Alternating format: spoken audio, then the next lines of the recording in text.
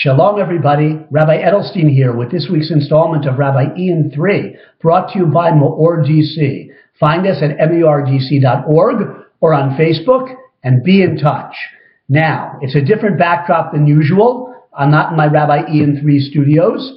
I'm coming to you, as I did about a year ago, maybe, or 2 years ago, from West Hartford, Connecticut, the beautiful New England town that I grew up in, and this is my old bedroom.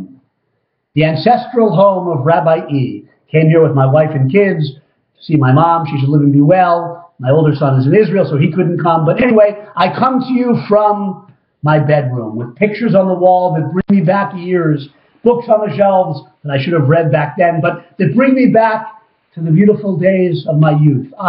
Nostalgia beckons.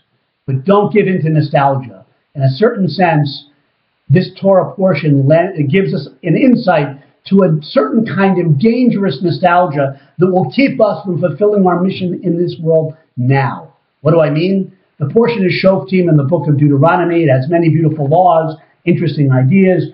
One of them talks about if there's an uncertainty in a matter of Jewish law in your locality, and the sages or the rabbis there can't figure it out, what does the Torah tell you to do? It says, you shall go and ascend to the place that Hashem your God shall choose. That refers to Jerusalem, Yerushalayim. You'll come to the Kohanim, the Levites, and to the judge who will be in those days. You'll inquire and they'll tell you the word of judgment, and you shall do according to the word that they will tell you.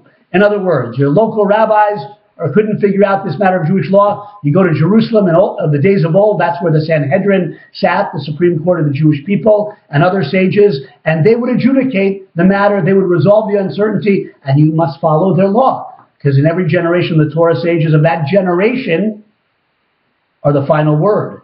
And indeed, that's what I want to talk about over here. Because you'll notice it says an interesting there's a phrase in the verse. It says, you'll go to the judge who will be in those days.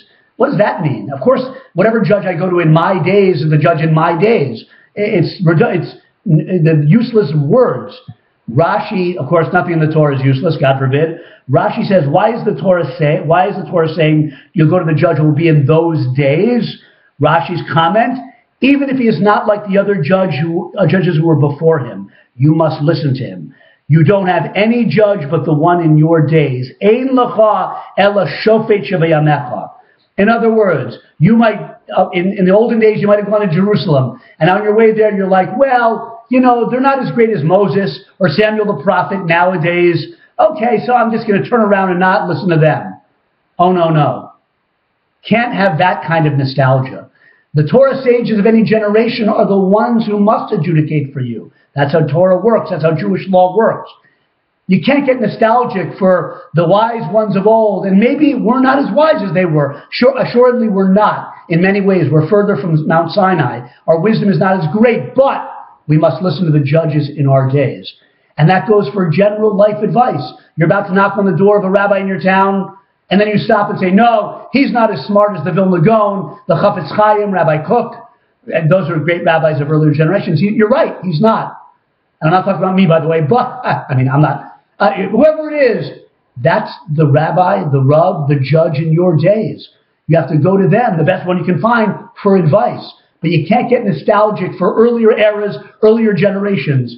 We are in the era and time we're meant to be. And the Torah we learn, of course, from classical sources, and of course we look to Rashi and Rambam. But when push comes to shove in a difficult matter about our lives now, and we need Torah guidance, you go to the judge in your days. And whatever days we live in are the days we're supposed to live in a grander sense. Some people say, I wish I could have lived in earlier eras for this, that, or another reason. No, it's not an accident that you and I live now. We have a tikkun, a rectification, a mission now every single day. I'm long over 3 minutes, but I guess just that's how nostalgia works, right? Can't blame it on that. I'm sorry. Have a great Shabbos.